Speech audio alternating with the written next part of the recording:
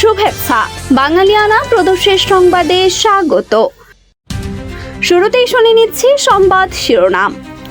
জোরপূর্বক শ্রমের অজুহাতে বাংলাদেশকে নতুন বাণিজ্য ফাঁদে ফেলার চেষ্টা। দেশে এই ধরনের দাসত্বমূলক শ্রমের নজির নেই। বেশিরভাগ নেতা ঘর এবং দেশ ছাড়া হলেও অল্প কিছু আওয়ামী লীগ নেতা মামলার পরেও জামিন সহ বিভিন্ন উপায়ে অবস্থান করছেন নিজ বাড়িতেই। মিরপুরে বৃদ্ধার মৃত্যুর ঘটনায় সন্তানের দায় নিয়ে প্রশ্ন।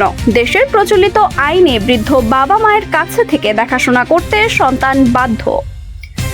এবারে অন্যান্য সংবাদের সঙ্গে বিস্তারিত। বাংলাদেশের শ্রমিকদের কি সত্যি জোরপূর্বক কাজ করানো হয়? দেশের লাখো পোশাক শ্রমিক কি আধুনিক দাসত্বের শিকার, নাকি এটি বৈশ্বিক বাণিজ্য রাজনীতির নতুন একটি অস্ত্র? সম্প্রতি যুক্তরাষ্ট্র বাংলাদেশের পণ্যের উপর নতুন করে অতিরিক্ত শুল্ক আরোপের যে প্রস্তাব দিয়েছে, তার অন্যতম কারণ হিসেবে সামনে এসেছে ফোর্সড লেবার বা জোরপূর্বক শ্রমের অভিযোগ। যুক্তরাষ্ট্রের বাণিজ্য প্রতিনিধি কার্যালয় ইউএসটিআর বলছে, বাংলাদেশ সহ বিশ্বের 7টি দেশ শ্রমিকদের জোরপূর্বক শ্রমে বাধ্য করা বন্ধে পর্যাপ্ত পদক্ষেপ নিতে ব্যর্থ হয়েছে। সে কারণেই এসব দেশের পণ্যের উপর অতিরিক্ত শুল্ক আরোপের কথা বিবেচনা করা হচ্ছে। এই অভিযোগের ভিত্তি কতটা সত্য? সত্যি কি বাংলাদেশের শ্রমিকদের জোরপূর্বক কাজ করানো হয়? আন্তর্জাতিক শ্রম সংস্থা আইএলওর সংজ্ঞা অনুযায়ী কোনো ব্যক্তি যদি ভয়ভীতি, ঋণের চাপ, স্বাস্থ্যের আশঙ্কা, পরিচয়পত্র আটকে রাখা, চাকরি হারানোর ভয় বা অন্য কোনো জোর জবরদস্তিমূলক পরিস্থিতির কারণে নিজের ইচ্ছার বিরুদ্ধে কাজ করতে বাধ্য হন, তাহলে সেটাই জোরপূর্বক শ্রম বা ফোর্সড লেবার বলা হয়। অর্থাৎ শুধু দীর্ঘ সময় কাজ করানো বা কম মজুরি দেওয়া ফোর্সড লেবারের সংজ্ঞায় পড়ে না। বাংলাদেশের তৈরি পোশাক খাতে বর্তমানে প্রায় 40 লাখ শ্রমিক কাজ করেন। বিশ্বের বৈশ্বিক পোশাক রপ্তানিকারক দেশগুলোর একটি হিসেবে বাংলাদেশের শ্রমবাজার দীর্ঘদিন ধরেই আন্তর্জাতিক নজরদারির মধ্যে রয়েছে। তবে এখন পর্যন্ত কোনো আন্তর্জাতিক সংস্থা বাংলাদেশের পোশাক শিল্পকে পদ্ধতিগতভাবে ফোর্সড লেবার নির্ভর শিল্প হিসেবে চিহ্নিত করেনি। 2013 সালে রানা প্লাজা ধসের পর বাংলাদেশের পোশাক খাত বৈশ্বিক সমালোচনার মুখে পড়ে। এরপর কারখানা নিরাপত্তা, অগ্নি নিরাপত্তা, ভবন কাঠামো, শ্রমিক সুরক্ষা এবং কর্মপরিবেশ উন্নয়নে ব্যাপক সংস্কার কার্যক্রম চালানো হয়। বর্তমানে বিশ্বের সর্বাধিক পরিবেশ বান্ধব গ্রিন গার্মেন্ট কারখানার একটি বড় অংশই বাংলাদেশে অবস্থিত।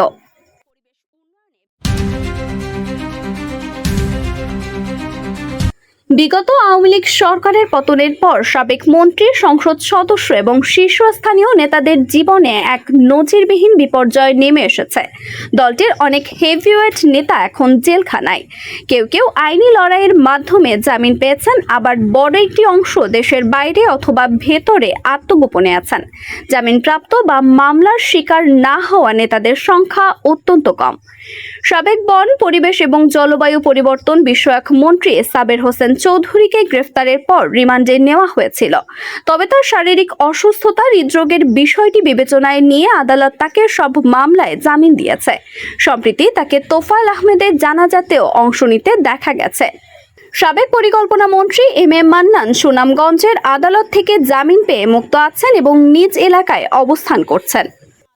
আওয়ামী লীগ থেকে অতীতে বহিষ্কৃত এবং পরবর্তীতে রাজনীতিতে সচল হওয়া প্রবীণ রাজনীতিবিদ আব্দুল লতিফ সিদ্দিকী 5 আগস্টের পর তার বিরুদ্ধে মামলা হলেও বর্তমানে মুক্ত আছেন। ফরিদপুর 3 আসনের সাবেক সংসদ সদস্য হামিম গ্রুপের কর্ণধার এ কে আজাদের বিরুদ্ধেও মামলা হয়েছিল। তিনি উচ্চ আদালত থেকে জামিন পেয়ে মুক্ত আছেন। বর্তমানে তার ব্যবসায়িক কার্যক্রমও স্বাভাবিক। বৈষম্য বিরোধী আন্দোলনের সময় দায়ের হওয়া একাধিক মামলায় নারায়ণগঞ্জ সিটি কর্পোরেশনের সাবেক মেয়র সেলিনা হায়াত আইভি গ্রেফতার হয়েছিল। 1 বছরের অধিক কাল কারাবাস শেষে 3রা জুন রাতে তিনি মুক্ত পেয়েছেন, ফিরেছেন পরিবারের কাছে। নড়াইল 2 আসনের সাবেক সংসদ সদস্য এবং ক্রিকেটার মাশরাফি সরকার পতনের পর থেকেই চুপচাপ থাকলেও ঢাকায় অবস্থান করছেন। প্রায়ই তাকে ফেসবুকে বিভিন্ন স্ট্যাটাস দিতে দেখা যায়, তবে এগুলো রাজনীতি বিষয়ক নয়, বেশিরভাগই ক্রিকেট নিয়ে।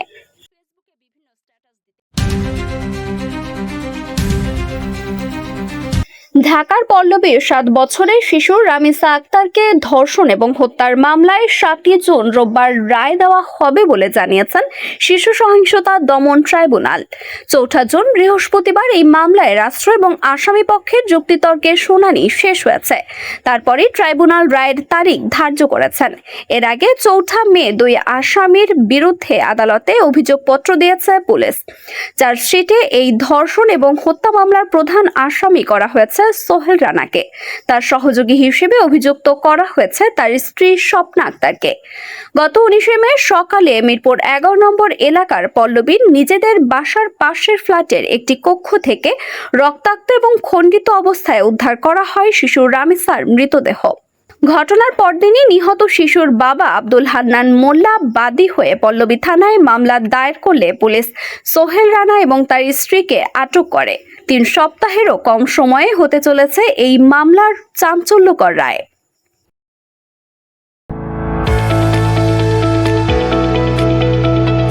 এবারে শুনে নিচ্ছি বাঙালিয়ানা বাণিজ্যের সংবাদ।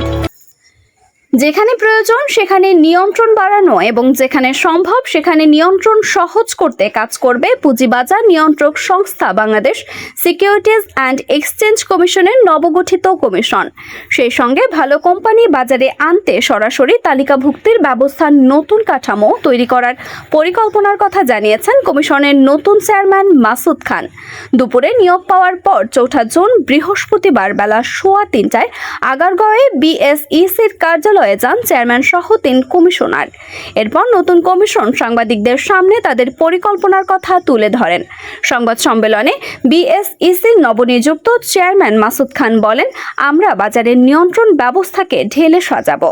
যেখানে প্রয়োজন সেখানে কঠোর এবং স্মার্ট নিয়ন্ত্রণ ব্যবস্থা কার্যকর করা হবে, আর যেখানে সম্ভব সেখানে নিয়ন্ত্রণ ব্যবস্থাকে সহজ করে দেওয়া হবে। ধীরে ধীরে বাজারকে সম্পূর্ণভাবে ডিজিটালাইজড করতে কাজ করবে এই কমিশন। এমন একটি কমিশন আমরা গড়ে তুলতে চাই যেটি হবে প্রযুক্তি নির্ভর, কাজ হবে দ্রুত এবং অংশীজনদের জন্য সহজ।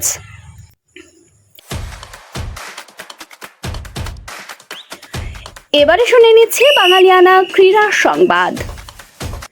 2026 সালের ফুটবল বিশ্বকাপে নতুন প্রযুক্তি ব্যবহারের ঘোষণা দিয়েছে ফিফা, যার মাধ্যমে অফসাইডের জন্য সহকারী রেফারিদের দেরিতে পতাকা তোলার চেনা দৃশ্যটি হয়তো চিরতরে অতীত হতে চলেছে।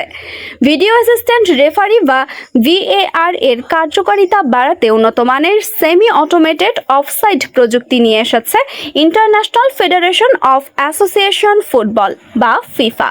বিবিসি লিখেছে, এই আধুনিক ব্যবস্থার ফলে অফসাইডের বিভিন্ন সিদ্ধান্ত চোখের পলকে নেওয়া সম্ভব হবে এবং রেফারিদের খেলার শেষ না হওয়া পর্যন্ত অনর্থক অপেক্ষা না করে তখনই পতাকা তোলার সুযোগ করে দেবে।